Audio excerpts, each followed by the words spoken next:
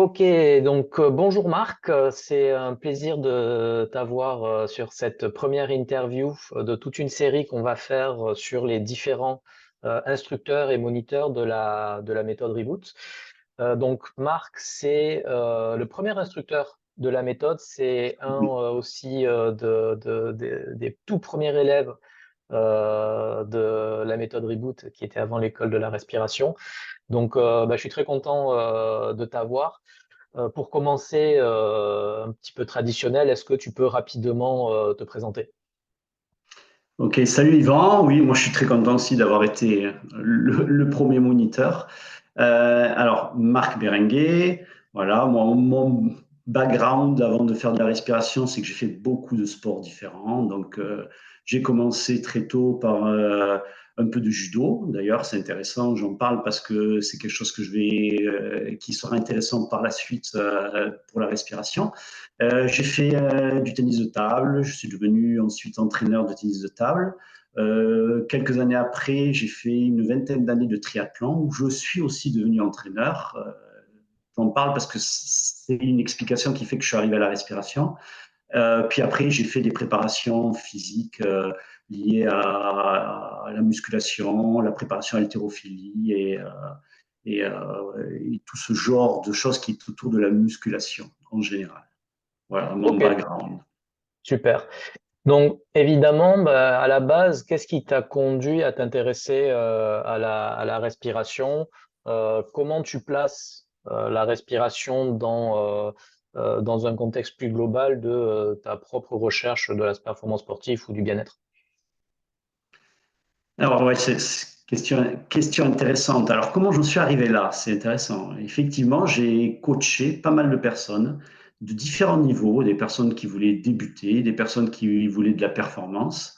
Et je me suis aperçu qu'il fallait customiser, c'est-à-dire travailler vraiment avec la personne. C'est très compliqué de faire quelque chose de générique et donner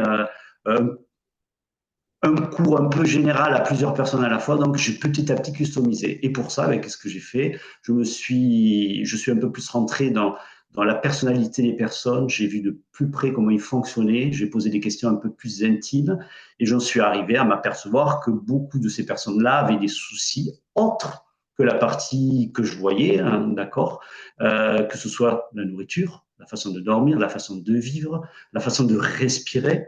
Voilà, et ils avaient des blessures. Et donc, j'étais plus à traiter des blessures que pour qu'ils puissent faire leur sport, leur activité, progresser, plutôt qu'autre chose. Et donc, je me suis aperçu petit à petit que en allant vers la respiration, donc, je répondais en fait à tout ça.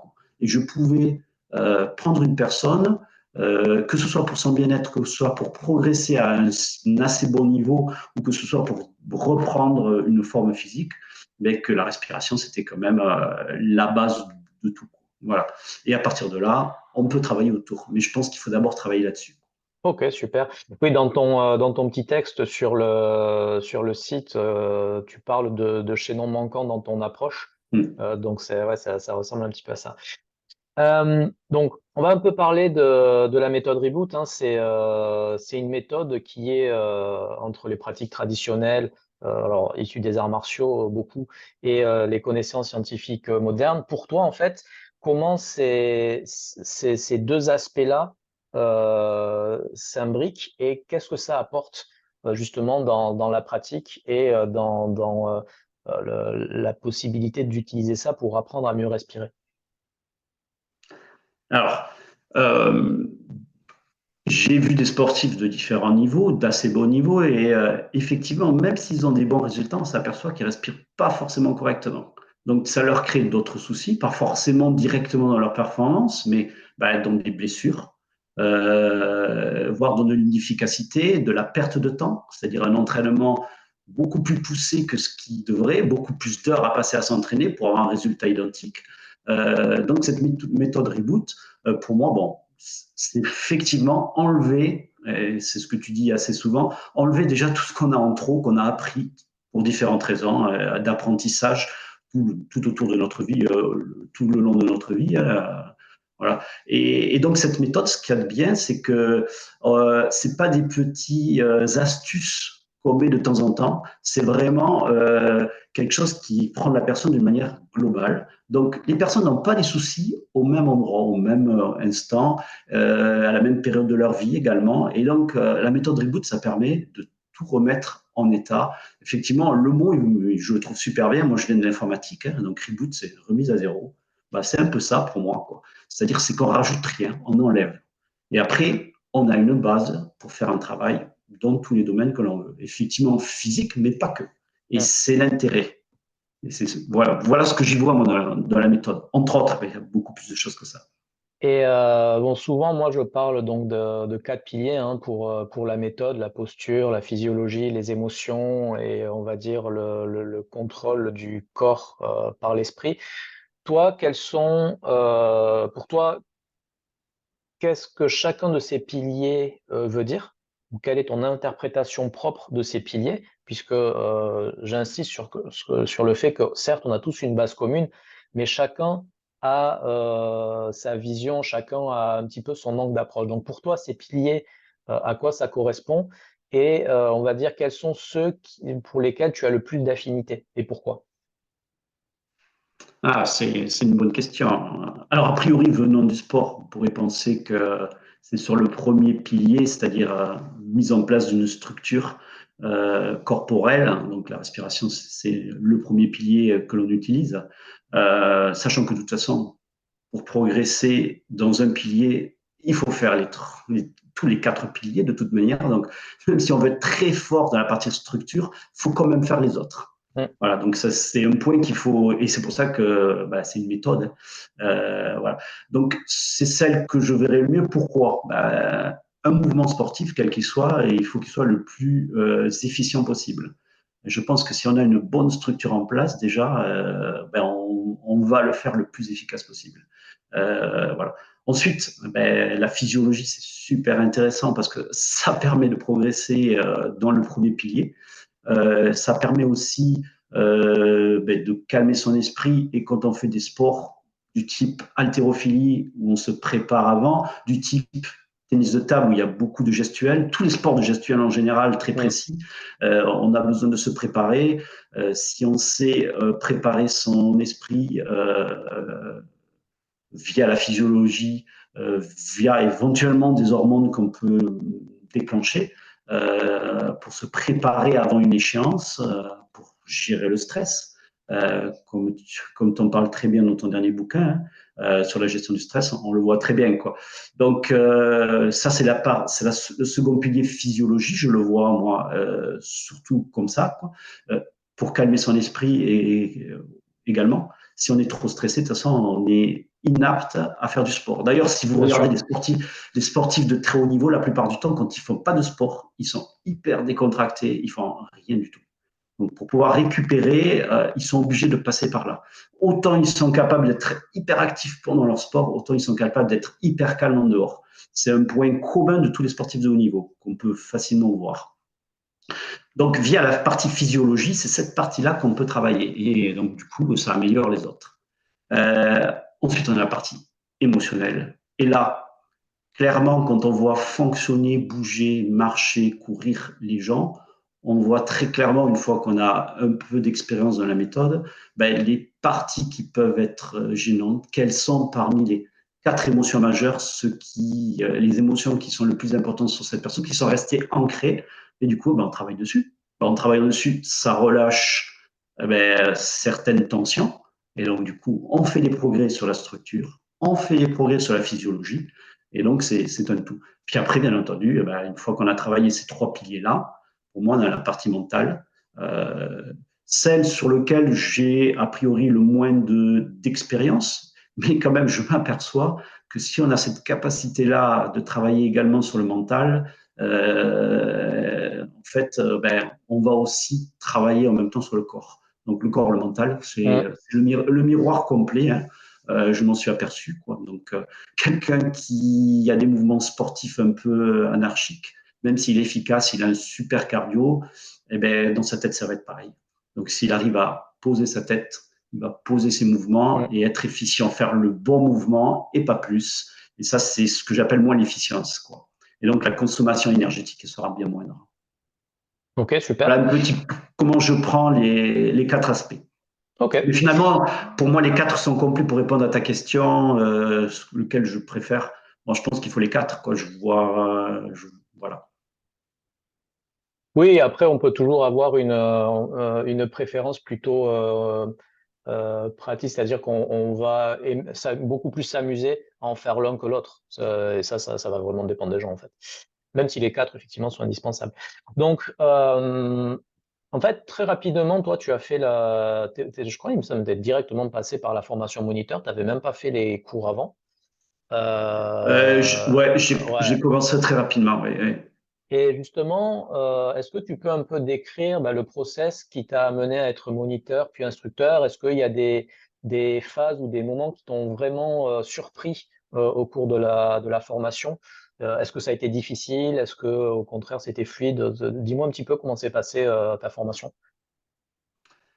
Ah, c'est intéressant. Alors, j'ai commencé par un petit stage avant de commencer la formation. Et ça, c'est un point Excellent. intéressant. Un petit stage, je me rappelle, dans le dojo qu'il y avait à Castanet. C'est intéressant. Et ce qui m'a frappé, c'est que quand on a commencé à faire les mouvements physiques, à l'époque, j'étais entraîné, hein, il y avait toute la partie sur les pompes. Ça m'avait frappé. Euh, Peut-être à l'époque, j'étais capable de faire 60-70 pompes sans souci, ce que je suis pas capable de faire aujourd'hui. Par contre, tu m'avais dit, eh ben, tu montes en 1 minute et tu descends 1 minute. Et j'y étais pas arrivé, surtout la remontée. Mhm. Et tu avais pris quelqu'un qui avait un peu plus d'expérience que moi, et il l'a fait sans aucun souci. Alors là, bah, j'ai revu un petit peu, et ça, c'était super intéressant. Et je pense que la plupart des gens qui viennent en stage, que ce soit issus du sport ou issus d'autres choses, ils sont toujours étonnés, même leur spécialité, ben, ils s'aperçoivent qu'ils ne connaissent pas. Et donc, on voit, donc c'est ça qui m'a dit, tiens, il y a quelque chose là derrière, je vais aller plus loin. Et pour aller plus loin, moi, il me semblait qu'il fallait, comme j'étais déjà entraîneur dans pas mal de disciplines, je me disais vraiment ça me manque. Ça suffira pas de le sentir dans mon corps, je veux aussi le faire sentir aux autres. Bon, ça c'est parce que c'est mon caractère, je suis un peu comme ça, j'aime bien aider les autres dans ce que je connais. Donc, et puis je me suis aperçu que bah, ça va aider toutes les personnes qui viennent avec des soucis et qui savent pas les résoudre. Là, je vais avoir quelque chose de plus. Et au départ, je m'attendais pas à ce que ce soit aussi important que ça, c'est-à-dire que ça prend vraiment toute chose dans le corps, dans l'esprit, partout. Donc, je m'attendais que ce soit que des petites parties. En réalité, c'est faux. C'est toute sa vie. Bon, la respiration, c'est toute sa vie. Hein. Si on ne respire pas, on meurt clairement. Mais ça va au-delà de ça. Voilà, voilà. Ok. Donc, ce que moi je demande souvent, c'est aux moniteurs et aux instructeurs, c'est quand ils enseignent, c'est de ne pas enseigner comme moi. On enseigne la même chose, mais on a tous nos spécificités, nos préférences, nos manières d'amener les choses. Toi, donc tu as quand même une grosse expérience en tant que coach de sportif, en tant que sportif, etc. Qu'est-ce que, on va dire, cette expérience amène dans ta façon d'enseigner par rapport, par exemple, à ce que moi je pourrais faire? Quelles sont on va dire, les spécificités de ton approche dans tes cours, etc. Alors, en dehors de mon coaching, j'ai aussi donné des cours comme prof d'autres matières, peu importe. Donc, j'ai un côté pédagogique qui est intéressant. Donc, je rebondis sur... bon, chacun le fait, cette pédagogie, chacun le fait de sa façon. Donc, je rebondis sur les soucis ou l'incompréhension que peuvent avoir des gens sur ce qu'on leur demande de faire. Et c'est vrai que nous, on ne s'en rend pas compte, hein, Yvan, tous les deux d'ailleurs, hein. C'est pas si simple que ça quand on débute. Quand on a un peu d'expérience, on le comprend assez facilement et donc même on est obligé de répéter assez souvent. Donc ce que j'ai, c'est qu'en fonction de la personne qui est en face de moi, surtout sur les premières parties, le premier pilier, c'est-à-dire la structure, j'arrive à avoir des petits tips, des petites idées pour faire comprendre aux personnes ce qu'ils n'auraient pas compris d'une autre façon. Donc en fait, et je change à chaque fois, bien entendu, les personnes n'étant pas les mêmes, ben, ils n'arrivent pas à faire ça pour différentes raisons. C'est pour ça que j'aime bien le présentiel parce que je peux toucher, voir, faire Mm. sentir aux gens. Et donc je suis, oui, effectivement, je touche les gens assez souvent pour leur montrer le dos, etc., pour leur faire sentir. Et donc je rajoute toutes mes connaissances liées aussi à la partie musculation que j'ai pu faire au cours. Et je dirais que ça va après. D'abord, on met en place la partie respiration et ensuite, s'ils ont des soucis, j'essaie de leur faire sentir physiquement. Après, on revient sur la respiration. Ok, Mais voilà. super. Donc, j'utilise énormément ça et donc le côté aussi pédagogique que j'ai pu apprendre par ailleurs. Ok. Bah justement, pour ceux qui sont pas familiers avec les cours de respiration consciente en général, hein, et en particulier avec la méthode Reboot, est-ce que tu peux dire comment un cours avec toi se déroule globalement? Alors, deux types de cours. Les cours, je fais deux types de cours. Les cours qui suivent les séances semaine par semaine, donc qui suivent ton cours. Et Mhm. là, je me rajoute ou je réponds à des questions qui peuvent être différentes de ce que toi tu as. Donc, je réponds de ma façon et je sais que les réponses, ça ne sera pas tout à fait les mêmes que les tiennes, et qui vont aller à certaines personnes ou pas. Donc, c'est l'intérêt. Ensuite, à côté, je fais des cours, toujours méthode Ripple, qui sont faits à la vitesse dont ont besoin les gens qui sont autour de moi. Donc, notamment s'ils ne sont pas très nombreux, au-dessous de 10, ça me permet effectivement de customiser leurs besoins et de leur faire même quelquefois des exercices très légèrement différents. Dans un coin, je mets quelqu'un pour lui dire, tu fais plutôt cet exercice, Mhm. tu en as besoin en ce moment pour pouvoir faire ce que je te demande de faire. Donc, mon approche, elle est un peu comme ça. Donc, je le fais à la vitesse de tout le monde et j'en fais aussi quelques cours où je le fais à la vitesse selon les besoins. Ou quand je vais voir des familles, quand je vais travailler chez les familles. Mais ma question portait plus sur vraiment le déroulé. Est-ce que tu peux expliquer un cours typique? En gros, Ah, hein, ce que tu vas faire.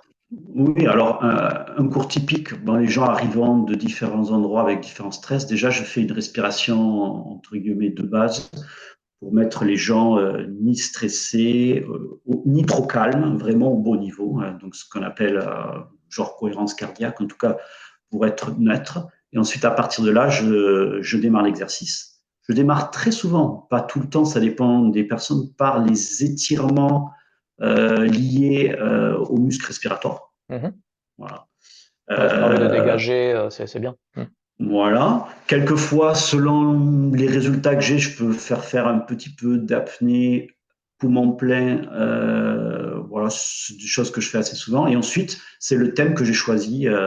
Donc, si c'est un thème sur la structure, par exemple, eh ben, je vais commencer à faire sentir aux gens la structure, la respiration naturelle, ce que je fais systématiquement. Même chose, les 3 étages. Mhm. Donc, pour ceux qui connaissent pas, abdominal, thoracique, claviculaire. On respire dans ce sens-là, on inspire, on expire dans ce sens-là. Donc ça, je répète, je touche les gens. Les gens ont des aptitudes soit abdominales, soit thoraciques, soit claviculaires, mais en fait, c'est rare d'avoir les trois.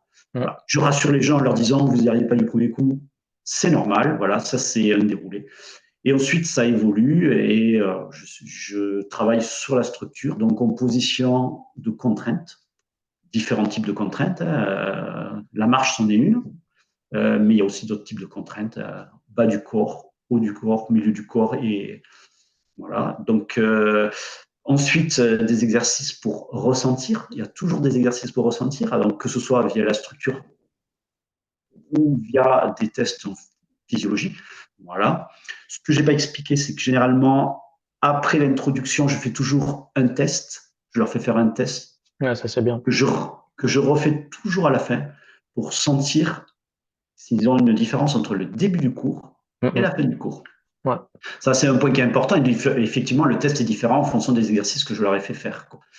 Voilà, ça, c'est un point qui est important. Et au-delà de la différence qu'ils sentent, ils apprennent aussi à s'écouter. Parce que souvent, un des problèmes, surtout des sportifs, c'est qu'ils écoutent l'extérieur, ils n'écoutent pas l'intérieur. Et Mhm. donc, leur faire prendre conscience, ça marche pas très bien les premières fois d'ailleurs, hein, mais au bout d'un moment, quand on fait faire ces exercices de test avant-après, c'est super intéressant. Quoi. Voilà. Et je termine souvent par une respiration vraiment de décontraction, selon ce que j'ai fait. S'ils ont fait un peu de physique, ben, je vais faire quelque chose qui va plutôt bien les calmer. S'ils ont fait quelque chose pas trop physique, je vais plutôt les laisser neutres, c'est-à-dire un peu comme on fait pour démarrer le cours. Mhm. Voilà un petit peu ma structure, quoi, qui est dépendante du cours que je Ouais, prévois, hein, bien bien sûr. sûr. Et typiquement, les cours que toi tu donnes, tu les fais durer combien de temps? Alors, généralement, ça dure 1 heure. Ouais, Au-delà d'1 heure, ça peut paraître long. Alors, il y a certains exercices qui doivent, au niveau physiologie notamment, durer un peu longtemps. Donc là, si ça dure 10 minutes, ben, je relance pendant 10 minutes l'exercice, je le répète, voilà, pour qu'il soit toujours dans l'exercice. Ben, je regarde, quand on fait du présentiel, on regarde les gens comment ils bougent. S'ils s'arrêtent bien de faire sûr. l'exercice, on passe sur autre chose, quoi. Donc, voilà, le rythme, au-delà d'1 heure, je trouve que c'est beaucoup. Donc, je finis au bout d'1 heure et je réponds simplement aux questions. Voilà. Généralement, c'est suffisant aux gens, ça leur va bien. L'heure, c'est un bon temps, quoi, Mm. pour ce genre d'exercice. Je veux juste revenir sur quelque chose que tu as dit et qui est hyper important, c'est le fait que les gens n'y arrivent pas du premier coup. Ça, c'est quelque chose qui surprend beaucoup quand ils viennent à nos cours de respiration. Mm. C'est que effectivement, l'échec fait partie intégrante de notre façon de travailler. Ce qui n'est pas forcément toujours le cas. En général, quand on va dans un cours de respiration, on s'attend à ce que les choses soient détendues, faciles, etc. Là, on est toujours sur le fait de mettre un petit peu les gens en échec via les contraintes notamment. Et c'est quelque chose qui peut être perturbant au départ. Donc, je ne sais pas comment toi, justement, tu gères ça, comment tu rassures les gens sur le fait que bah, c'est normal qu'à un moment donné, il y a certaines choses qu'ils ne savent pas faire, parce qu'ils savaient le faire, ils ne devraient pas être là finalement. Oui, puis oui, c'est tout à fait ça. Et en introduction, de toute façon, je leur dis, on va faire de la respiration, mais on va pas faire une respiration facile. C'est Mm. pas que de la détente. Il va y avoir des exercices physiques, il va y avoir de tout. Et ils vont se retrouver en échec. Et donc, ce que je fais par contre, quand ils débutent ces exercices, qu'ils voient que certains y arrivent et d'autres n'y arrivent pas, je les rassure tout le temps. Je leur dis, c'est tout à fait normal de ne pas y arriver, mais il faut bien commencer un jour. Bah Et ouais. quand on commence, les premières fois, on n'y arrive pas. Moi-même, j'ai eu beaucoup de mal au début et les comptes respiratoires, parce qu'on fait aussi des comptes respiratoires pour monter, pour ceux qui ne connaissent pas, ben, il y en a qui arrivent à 20. Et ça paraît extraordinaire quand on commence. Moi, je souriais quand on me disait ben, tu vas respirer en 20 pas et tu vas expirer en 20 pas. Ça me faisait sourire parce que j'arrivais en 4. Quoi. Et bien pourtant, on y arrive. On y met du Mm, temps, mais on y arrive. Quoi. Donc c'est très intéressant. Et d'ailleurs, les premiers progrès se font très vite. Hein. Au bout de 2, 3 séances, les gens commencent à y penser quand ils rentrent chez eux, dans la vie de tous les jours. Et du coup, quand ils reviennent déjà derrière, c'est déjà beaucoup mieux. Quoi. Donc mm. voilà. Ouais. Oui, oui, non, c'est pas, on n'y arrive pas de suite. J'en connais aucun qui est arrivé de suite. Hein. Et est-ce que maintenant, tu as pas mal de recul, hein, ça fait un moment que tu enseignes finalement, que sont les principaux bienfaits que tu vois chez les gens et en fait à quoi les gens peuvent s'attendre comme bénéfice d'une pratique régulière de ce type d'entraînement? Alors c'est assez rigolo parce que quand on démarre, les gens vont parler des problématiques qu'ils ont qui peuvent être complètement différentes. J'ai mal au bas du dos, Mm, j'ai mal au cou, mm, je suis toujours tordu, ou alors j'arrive pas à me concentrer. Moi, c'est impossible de me concentrer de plus de 5 secondes. Voilà, on a ce genre de choses. Et dès les premiers cours, bah, les personnes vont venir me dire au bout d'un mois, ah ben j'ai plus mal au bas du dos. Je m'en étais pas aperçu, tiens, c'est vrai. Ah mais mm, c'est vrai, je suis plus posé. Et donc en fait, j'ai même pas à cibler un exercice. En faisant l'ensemble, je traite quasiment allez, 70% des problèmes. Après, on est obligé de cibler pour certaines, mais 70% des problèmes des gens sont traités rien qu'en faisant la méthode d'une manière, je dirais, classique, non mm. customisée. Et donc ça, c'est assez étonnant. Donc, bas du dos, souvent, effectivement, les lombaires. Quand on commence à apprendre à respirer abdominal avec le dos, on libère vraiment beaucoup de choses. Mm. Puis après, quand on commence sur les parties respiration plus longue, physiologie, on s'aperçoit qu'aussi ça aide déjà aussi à poser le mental. Un tas d'exercices, les 4 respirations, les 5 respirations, qui aident aussi à poser le physique et le mental, puisqu'on fait le tout dans ces 4, 5 respirations là. Voilà. Donc bon, voilà pour répondre à ta question un petit peu comment je vois ça. Ok, super. Euh, Comment toi tu décrirais ta vision de la respiration consciente? Est-ce que tu vois on va dire des points de divergence avec la vision qu'on a à Reboot? Est-ce que toi, ça t'amène à d'autres choses qui peuvent être liées à d'autres pratiques, à des ponts que tu ferais et donc qui donneraient aussi un peu une spécificité à ta vision de la respiration consciente par rapport à l'humain. Alors, qu'est-ce que je peux ressentir de différent? Euh, Différent de ce que toi tu dis et que tu enseignes. Alors, sur ceux qui font que de la méditation, qui font que de la partie, alors c'est pas vraiment différent parce que je pense que tu le dis aussi, hein. Euh, je- j'ai par ailleurs, je connais des gens qui font que du yoga, j'en ai jamais fait, hein.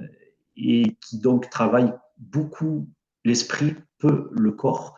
Euh, je me suis aperçu qu'ils stagnaient et que travailler le corps pour ces gens-là, pour d'autres ça va être l'esprit, mais pour ces gens-là, travailler le corps avec des spécificités de respiration, ben, ça a aidé après à progresser dans leur domaine, soit de yoga, même dans leur mouvement, hein, d'ailleurs, ce qui est assez étonnant, hein, Mm. puisque c'est pas du tout les mêmes mouvements. La plupart du temps, on a des mouvements complètement différents, hein. Mais ils arrivent à mieux tenir leur position quand ils ont fait un petit peu de méthode Reboot parce qu'ils ont mis une structure, ils ont mis des choses en place. Alors qu'ils pouvaient faire du yoga depuis 20 ou 30 ans, hein, ça ne change pas. Donc voilà les ponts que j'y fais. Sportivement, je pense qu'il y a pas mal de ponts à faire.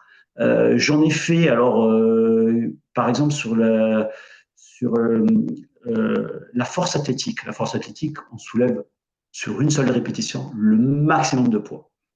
Et là, typiquement, souvent, c'est des gens qui ont des ceintures très serrées, Mm. ils gonflent le haut du corps, ils bloquent et ils travaillent en apnée. Rien que de leur apprendre à bien respirer également avec les l'abdomen, la partie basse, parce que c'est souvent Ouais. celle qui est manquante pour ces gens-là, eh ben déjà, ils gagnent 10% de force. Et 10% à leur niveau, quand ils soulèvent 220, Ouais, non, c'est 230, énorme. 240 kilos, ça devient énorme. Et en très peu de temps, ils arrivent à le faire. Donc ça, moi, c'est ce que j'ai vu directement. Et ce que je suis en train d'essayer de tester, c'est les parties course à pied. C'est parce que c'est pas facile, respirer que par le nez en courant.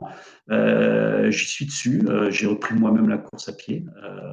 Donc voilà. Qu'est-ce que j'ai vu aussi que tu n'as peut-être pas vu sur moi en tout cas, c'est que j'ai arrêté le triathlon parce que j'avais beaucoup de blessures et j'étais blessé, je ne pouvais plus courir. Mhm. Et que maintenant, grâce à la respiration, donc en respirant d'une certaine façon, qui n'est pas facile à expliquer ici, eh ben, j'ai plus de douleur, je peux courir. Alors, je ne cours pas comme un lapin, mais je cours différemment, effectivement. Ma foulée n'est plus la même, Mhm. mais beaucoup plus naturellement, et j'ai pas mal.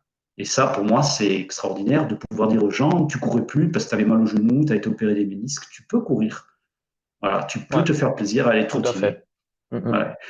Natation, même chose, j'avais les mêmes problèmes, j'ai été opéré plusieurs fois des épaules, je ne Oui. pouvais plus nager et maintenant je peux à nouveau nager. Donc tout ça, c'est la mise en place de la méthode, chose que tu ne vois pas toi directement, mais que je vois moi à travers les sportifs, quoi. Et Mhm. je pense que je n'ai vu qu'une petite partie. Je Ouais. pense qu'il y a beaucoup plus que ça. Bon, justement, ça m'amène à la question suivante. À quel niveau tu intègres la respiration, ou plutôt cette façon de respirer et les,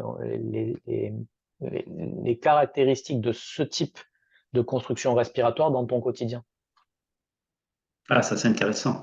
Ça c'est une question que j'ai très souvent parce que les gens, une fois qu'ils ont fait 2 mois de cours, ils savent correctement respirer. Par contre, ils se disent, mais il faut que je le fasse tout le temps. Et en fait, le fait de s'entraîner souvent, d'y penser, donc ceux qui ont un petit timer d'ailleurs, c'est intéressant d'y penser quand ils sont devant l'ordinateur, parce qu'au moment où ça sonne, je Ouais, tu respire respires. Ouais. correctement. Mhm. En fait, de rajouter ça en marchant aussi, en montant les escaliers, dans tous les mouvements, je suis en train de faire un apnée ou micro-apnée ou pas. Et en fait, petit à petit, je m'aperçois que je prends conscience de ce que je fais pas bien au niveau respiration. Et donc, je le mets en place. Et en fait, ce qui se passe, c'est que je m'aperçois que pour pas mal de mouvements, c'est devenu automatique. Et ça c'est surtout l'intérêt que j'y vois.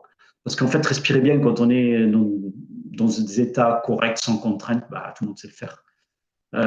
Quand j'ai une pression au boulot, n'importe où ailleurs, que ce soit lié à de la tristesse, lié à de la colère, lié à de la peur, peu importe, ben là, ma gestion, elle est complètement différente. J'appréhende les choses complètement différemment. Donc, pour une même, voilà. Donc ça je le vois dans vie de tous les jours. Et je pense que c'est quelque chose, pour certaines parties, au bout de 3 mois, on commence à le sentir, mais au bout d'1 an, fait sérieusement, on le sent vraiment, Mmh. je pense, dans Ouais, tous les ouais. domaines. Mmh. OK. Est-ce que tu justement, pour l'intégrer ou parce que ça te fait plaisir, hein, tu t'es mis en place des rituels ou moi j'aime pas trop les routines, mais le fait de, te fixer, tous les jours quelques minutes pour travailler un truc respiratoire? Alors, ce que je fais en ce moment, mais c'est pas toujours le cas, c'est dépendant de ce que je veux travailler, hein. Là, en ce moment, ce que je fais, c'est que je fais régulièrement les 5 respirations. Ah oui. L'inverser, la respiration explosive, la Mmh. respiration rythmique, la respiration qu'on appelle du petit chien ou du chien haletante et entre les 2 yeux. Pourquoi? Ben parce que je travaille du bas jusqu'en haut et ça me fait beaucoup de bien. Je pense que ça débloque tout et ça réinitialise un petit peu. C'est un exercice qui ne dure pas forcément longtemps. Ouais. J'en profite de le faire en conduisant parce que c'est aussi possible quand on maîtrise. Alors, pas pour les débutants, hein, mais quand on maîtrise, c'est possible de le faire en conduisant. Comme j'ai un long parcours assez tous les jours, donc je le fais à ce moment-là et voilà, je le fais pendant une dizaine, une quinzaine de minutes et je démarre bien ma journée avec ça. Mmh. Après, ce que j'aime bien quand j'ai du temps, c'est les étirements respiratoires, effectivement. Ouais, ça c'est bien. Parce que pour moi, cette partie-ci est pas importante, je l'écarte bien, donc je fais ces mouvements respiratoires d'étirement. C'est voilà. OK. Sur, justement ton coaching, mais l'impact dans la vie quotidienne de ton coaching sur des élèves. Est-ce que tu as, vraiment un exemple, concret où tu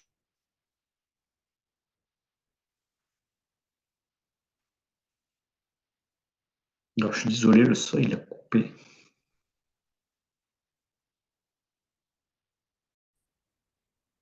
Donc, oui, est-ce que tu as, toujours dans le quotidien, hein, un exemple de tes élèves à qui tu as intégré non pas la capacité à faire un exercice, mais où ton travail a permis de changer quelque chose de très concret dans son quotidien global? Alors oui, j'ai plusieurs cas. Donc j'ai le cas d'une personne qui était plutôt mince, qui avait souvent mal au bas du dos. Mhm. Donc quand il faisait ses cours, ça réglait son problème. Mais quelquefois, il revenait du week-end en me disant ben, j'ai mal au dos. Je lui ai montré comment se mettre au sol et comment l'enlever. Donc il y arrivait. Mais ce qui s'est passé, c'est qu'au fil du temps, en faisant du travail de structure sur les mouvements, donc en contrainte, quand il faisait ce travail de piocher pendant des heures, il y faisait attention. Et donc, en fait, il se retrouvait à piocher, il aurait eu mal pendant 2 jours, à faire du travail de jardinage en faisant attention à sa position, et le lendemain, il n'avait absolument rien. Alors que pendant, il pouvait avoir un peu des douleurs musculaires, mais le lendemain, il sentait rien. Et quand il a commencé à sentir ça, ben, en fait, il le fait tout le temps. Et de temps en temps, il vient me voir pour me dire ah, je me suis fait mal parce que j'ai oublié de mettre en place la structure. Et ça, je trouve ça excellent parce que, en fait, petit à petit, il la met dans la vie de tous les jours. Et finalement, il s'aperçoit au bout de 6 mois, ben, tiens, j'ai plus jamais eu mal au dos. Et ça, Mhm. pour moi, c'est vraiment l'efficacité dans la vie de tous les jours. C'est pas simplement on fait l'exercice, on sait le faire. Voilà. Puis après, il y a d'autres personnes qui seront plus sur des parties plutôt de changement de vision dans leur vie parce que c'est passé plus par le mental, ça les a calmés, ça leur permet d'avoir du recul et de faire des choses qu'ils ne faisaient pas avant, de dire non à des choses qu'ils ne disaient pas non avant, d'être vraiment ceux qui sont. Et ça, et souvent ces gens-là me redemandent quand est-ce que tu redémarres, quand c'est des fins de saison, ils ont vraiment envie d'y être parce qu'ils Ouais. sentent bien que ça leur fait beaucoup du bien. Et ils changent vraiment leur. Je le vois dans l'approche, alors c'est beaucoup des gens du boulot, donc je les vois dans des stress de boulot, ils n'ont plus du tout le même stress, ils le vivent différemment, même leur façon de répondre n'est plus du tout la même. Alors, pour moi, ça, c'est vraiment, la méthode est bien rentrée dans leur vie et ils l'utilisent et ils sont beaucoup mieux. Donc voilà, ça c'est vraiment le point moi, qui Super. m'intéressait énormément. Ouais, Oui, ça des exemples, j'en ai, c'est oui. bien. Ouais. Euh, Toujours sur voilà, la manière dont les gens peuvent percevoir la respiration, en tirer des bénéfices ou pas justement, quelle est pour toi la plus grande idée fausse ou le plus grand mythe sur la respiration consciente et qu'est-ce que tu aimerais dire pour essayer de le contrer ou de corriger cette fausse croyance? Alors, je ne sais pas quel est le plus grand mythe sur la respiration consciente, mais j'ai tendance à dire que beaucoup de personnes, alors ce que j'ai vu le plus souvent, parce que c'est ce qu'on retrouve le plus souvent, c'est la cohérence cardiaque, ce qu'on appelle la cohérence cardiaque, où des personnes me disent, ah mais moi je connais la respiration, je fais de la cohérence cardiaque, mais chez moi ça ne marche pas. Et ils me montrent comment ils font. Quelquefois, ils respirent aussi par la bouche. Ils respirent pas forcément tel qu'il faudrait respirer pour que ce soit efficace. Donc, je leur montre, je leur explique. Donc, on croit effectivement que la respiration, ça ne marche que pour certaines personnes, que dans certaines conditions. En réalité, ça marche vraiment pour tout le monde. Combien de sportifs je vois, ils me disent, ah, mais moi, je sais respirer et j'ai pas de problème de cardio. Mais en fait, c'est pas de ça qu'on parle, bien qu'on pourrait améliorer son VO2 max, mais ça c'est autre chose, via la respiration. Donc ce qui est faux, c'est de penser qu'on respire bien parce qu'on est sportif. Ça, c'est de penser qu'on fait de la respiration rythmique, mais ça marche pas trop sur nous, mais on le fait et ça marche pas. Oui, on le fait, mais pas correctement, pour différentes raisons dont on ne parlera pas ici, voilà. Mais tout ça, ça fonctionne. Donc il y a des mythes comme ça sur respirer, c'est naturel, on n'a pas besoin de réfléchir. Oui, et pourquoi on est capable de respirer consciemment? Il faut se poser la question. Sinon, ce serait un système où on n'aurait pas besoin, on ne pourrait pas le conscientiser. Et c'est le cas. On peut respirer consciemment et on peut respirer inconsciemment. Donc, il faut se poser la question pourquoi on a cette capacité-là. Donc, voilà un petit peu. Ok, super. Dans la formation instructeur, je demande donc aux gens de faire un dossier ou même une étude complexe sur un sujet. Toi, tu as choisi la bigorexie. Est-ce que tu peux nous Oui. dire pourquoi et justement en quoi la respiration, la pratique de la respiration consciente peut être utile sur ce genre de problème? Alors voilà, la bigorexie, pour information, pour ceux qui écoutent et qui ne connaissent pas, c'est l'addiction de sport. Donc, ce que j'en ai un peu conclu, c'est que pour toutes les addictions, c'est un peu le même principe hein, dans le corps. L'addiction au sport étant une addiction qui est socialement reconnue, donc c'est acceptable. Il n'en demeure pas moins que ça reste une addiction et que le phénomène dans le corps est le même que si on se droguait ou si on buvait ou si on fumait. Quoi. Voilà. Par contre, c'est mieux reconnu, donc souvent on finit, quand on veut traiter les autres addictions, par l'addiction au sport. Donc j'étais moi-même addict au sport, donc j'ai voulu un petit peu tracer, quand je faisais du triathlon notamment, j'ai voulu un petit peu tracer ce qu'il en était là-dedans. Donc j'ai voulu voir si via la respiration on pourrait aider. Et effectivement, via la respiration, sur des parties, pas que physiques, mais notamment physiologiques. Quand on travaille sur la partie hormonale, on peut recréer via la respiration certains des besoins que l'on peut avoir à travers ces addictions. On peut aussi poser son mental pour se poser des questions, pourquoi on fait les choses. Et donc, si on n'a pas la respiration qui nous permet de poser le mental, d'abord après avoir travaillé sur le corps et sur les autres domaines, on ne peut pas travailler là-dessus. Donc, moi, je me suis aperçu que ça pouvait aider. Voilà, ma conclusion de ce petit mémoire, c'est oui, la respiration, ça peut aider sur les facteurs physiologiques, sur les facteurs mentaux, euh, sur les parties physiques aussi, parce qu'on peut travailler physiquement d'une manière différente. Voilà, et pour créer des endorphines, peut-être d'une manière un peu moins forte que l'on peut faire quand on fait énormément d'heures de sport. Voilà. Même chose, bigorexie, qu'est-ce que c'est à quel moment on l'est, à quel moment on l'est pas. Souvent, on n'y croit absolument pas, donc il faut mieux poser la question à nos proches, ceux qui le diront plus facilement. Voilà. Et donc, moi, simplement, ma conclusion, c'est de dire oui, la respiration, ça peut aider. Il faut faire aussi probablement un suivi psychologique en parallèle. L'un et l'autre n'étant pas suffisants, je pense, pour traiter le problème.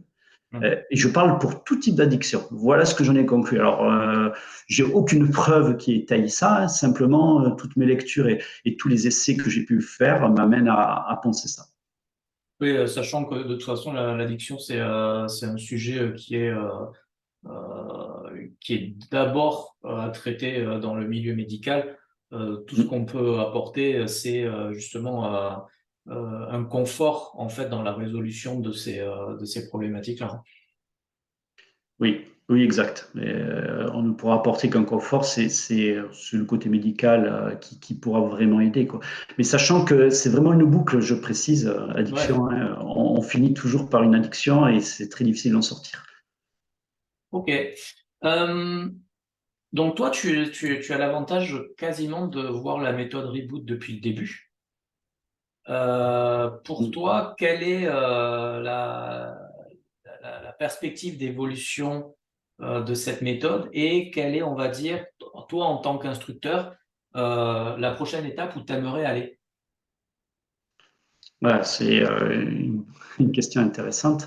Alors, l'évolution, ce que je trouve assez extraordinaire, c'est que, en fait, on travaille toujours sur les quatre piliers, même si je parle sur la partie de base, je ne parle pas des cours avancés, hein. Et en fait, on s'aperçoit que ben, c'est jamais pareil, quoi. On peut travailler les quatre piliers de manière différente. Donc, ce que j'ai appris, moi, maintenant, ça, on a dû démarrer en 2019 et de mémoire, le tout début, 2019-2020, ben, ce que toi, tu apprends maintenant au nouveau moniteur, c'est les mêmes piliers, mais de façon différente. Et c'est super intéressant de voir que donc on peut faire plusieurs années et apprendre les mêmes choses de manière complètement différente. Et d'ailleurs, plus optimisé. Moi, l'impression que j'ai, c'est que c'est de plus en plus optimisé. Donc, il y a des aides pour arriver à faire des exercices qu'on n'arrivait pas avant. Donc, ça, c'est une évolution. Ça veut dire que chaque année, pour la même partie, pour les mêmes piliers, pour la respiration, la méthode de base, déjà, ça évolue. Pour moi, c'est ma vision que j'ai depuis les C'est 4-5 années. ouais, et c'est presque voulu parce que les retours Mmh. terrain, vos retours, font que forcément on est confronté à plus de problèmes, qu'on trouve des moyens d'y répondre, et forcément ça influe la méthode. Mais comme tu disais, sans changer sans changer la base de la logique en fait, c'est qui reste ces quatre piliers.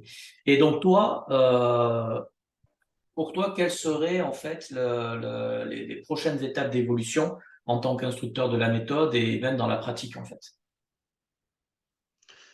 Alors, ce que je trouve qui serait et qui va être fait assez rapidement, je pense, c'est déjà, je dis à tout le monde quand on démarre, alors le distanciel, c'est très bien, mais si vous pouvez démarrer par un stage, parce que ça permet de mieux comprendre les consignes, mieux comprendre ce qu'on demande. À travers le distanciel, on ne voit pas forcément tout, même si avec un œil avisé, on arrive quand même à voir pas mal de choses. Si vous posez correctement votre caméra, on voit bien, mais on ne demeure pas moins. Voilà. Et donc, des stages, et je pense des stages confrontés à vraiment un plus grand nombre de personnes, parce qu'on aura différents types de personnes, avec effectivement ce que tu proposes, c'est pas encore prévu, mais différents types de moniteurs qui répondront de manière différente, avec des mots différents. Donc, on touchera forcément plus de personnes pour faire comprendre les choses. Je vois l'évolution comme ça. Je vois aussi l'évolution par ce que tu vas petit à petit mettre en place, c'est-à-dire que tu as déjà commencé, c'est la partie recherche. Pourquoi? Parce qu'on ne pourra pas prétendre être, comment dire, vraiment la respiration, la méthode Reboot, c'est la méthode de la respiration la plus, comment dire, généraliste, ou je ne sais pas si le mot généraliste va bien, mais la plus complète. Voilà. Si derrière, on n'a pas de preuves, entre guillemets, scientifiques que ce qui est dit, montré, expliqué, est prouvé par quelque chose qui tient la route. Et donc, parce que des méthodes, des choses de respiration, j'en vois de plus en plus. C'est devenu à la mode, hein. D'ailleurs, Yvan, depuis que tu en fais, je trouve, de plus en plus j'entends parler de respiration. C'est pas toujours incorrect, c'est souvent incomplet. Voilà, donc là, ce qu'il faut, c'est continuer à être le plus complet possible. Et donc, effectivement, moi, je vois une grosse évolution sur la partie recherche pour prouver que ce qui est mis en place, ce qui est dit dans la méthode Reboot fonctionne vraiment, de manière, et pas que de manière empirique. Alors, il y a plein de choses qui marchent de manière empirique et qu'on utilise, on le dit. Et quand c'est des choses prouvées scientifiquement, on le présente et on le dit aussi. Donc ça c'est ce qui me plaît en tant qu'ingénieur. Bon, c'est la partie carré qui me plaît, quoi. Ok. Voilà, l'évolution, je la vois dans ce sens-là, en fait, hein, moi. Non, ouais, non, mais c'est là où il faut que ça aille, hein, de toute façon, c'est sûr. Ok, donc on va conclure. Pour finir, plusieurs choses. Pour ceux qui sont intéressés par la méthode Reboot ou la respiration consciente en général, qu'est-ce que tu leur conseillerais comme première étape? Alors, c'est assez simple. Pour moi, vraiment, si quelqu'un vraiment est intéressé, la première étape, faites une petite, soit un stage, soit même un cours découverte. Ce que je fais moi, je fais ce que j'appelle le cours découverte, où j'explique et où je montre. Tout simplement, quelques exercices de respiration et très rapidement, on voit des différences. Donc, c'est à vous après de voir. Donc, moi, le premier conseil, vraiment pour mettre le pied dedans, ceux qui écoutent et qui peuvent être intéressés, mais qui disent moi je n'ai pas le temps, etc. Simplement, pour l'instant, essayez soit un stage, soit un cours. Hmm. Un cours découverte, j'ai bien dit, ne rentrez pas au milieu d'un cours au milieu de la saison, parce que sinon ça va être vite compliqué. Mais un cours découverte, et voilà moi ce que je suggère aux personnes qui ne connaissent pas pour découvrir cette méthode. Également, maintenant il existe 2 bouquins des bouquins que tu as écrits, Yvan. Et je pense que tu souris, mais c'est vrai, c'est une bonne façon de démarrer, de lire ces bouquins, parce que Ouais. tout le monde va s'y retrouver. Tout le monde va lire des choses qu'ils comprennent et qu'ils ressentent. Et donc, ils vont essayer peut-être des exercices, ils ne vont pas forcément y arriver, parce que sans aide par un moniteur, ce n'est pas simple. Mais en tout cas, ils vont voir qu'il y a quelque chose derrière et que ça peut traiter les problématiques. Donc, allez au-delà de ce que vous lisez. Vous avez la même problématique qui est écrite dans le bouquin. Le bouquin Reboot, Yvan Kam a écrit le bouquin. Vous pouvez aller maîtrise du souffle et la gestion du stress par la respiration. Voilà, ils sont très intéressants les deux et vous trouverez forcément des choses qui vont vous accrocher. Ne vous arrêtez pas dans le livre et le fermer, vraiment aller plus loin. Donc voilà. Et pour ceux qui ont un peu de patience, lire certains des articles qui sont dans le blog de l'art de la respiration. Pourquoi? Parce que vraiment, il y a beaucoup d'informations. C'est vraiment un puits d'informations, ça. Et pour rentrer, vous trouverez forcément des choses qui vont vous dire tiens, je suis là-dedans. C'est vrai que j'ai ce problème-là. Comment je pourrais le traiter? Hmm. Voilà, aller un peu plus loin. Donc, découverte. Quoi. Ok, super. Et vraiment pour terminer, où est-ce que les gens qui nous regardent peuvent venir te voir ou suivre tes cours? Alors, je suis dans le Gers, dans un petit village qui s'appelle Cadayan, d'accord. Donc, je pourrais éventuellement aller un peu plus loin dans le Gers. C'est pour ceux qui s'intéresseraient s'ils seraient plus nombreux. Voilà. Pour l'instant, je donne 2 cours par semaine dans la salle des fêtes de Cadayan. Un qui est le jeudi de 19h à 20h, qui suit les cours hebdomadaire que Yvan fait. Donc voilà, c'est très ressemblant à celui d'Yvan avec ma propre personnalité. Donc je fais des cours en présentiel dans sa salle des fêtes et en même temps en distanciel puisque c'est pour toutes les personnes qui suivent les cours. Ensuite, je fais un autre cours le lundi de 19h à 20h à sa même salle des fêtes. Et là, je customise aux besoins des gens qui viennent. C'est-à-dire que si les gens sautaient des cours, je suis la méthode, il n'y a pas de souci. Par contre, je la customise aux personnes qui sont présentes. Voilà. Ok. Quelquefois, c'est des familles qui viennent même avec des adolescents. C'est assez intéressant parce qu'ils ont une Ouais. vision, une façon de faire différente. Hmm. Souvent, ils sont plus décontractés, mais finalement, ils apprennent plus vite aussi. Donc, c'est assez intéressant de travailler avec eux. Ouais, tout à fait. Avec les enfants aussi d'ailleurs. Voilà où on peut me trouver. Sinon, on peut m'appeler effectivement sur mon numéro de téléphone que vous trouverez sur le blog ou me Ouais. contacter par mail et je peux faire des cours. Ça m'est arrivé de faire des cours euh, personnalisés qui peuvent préparer pour ceux qui ne peuvent pas faire le stage après à suivre à des cours distanciels. Hmm. Voilà. Ok, super. Ben Marc, merci beaucoup pour ta vision de la pratique et pour ces infos-là. Si vous êtes dans le Gers et pas loin, n'hésitez pas à aller voir ces cours-là.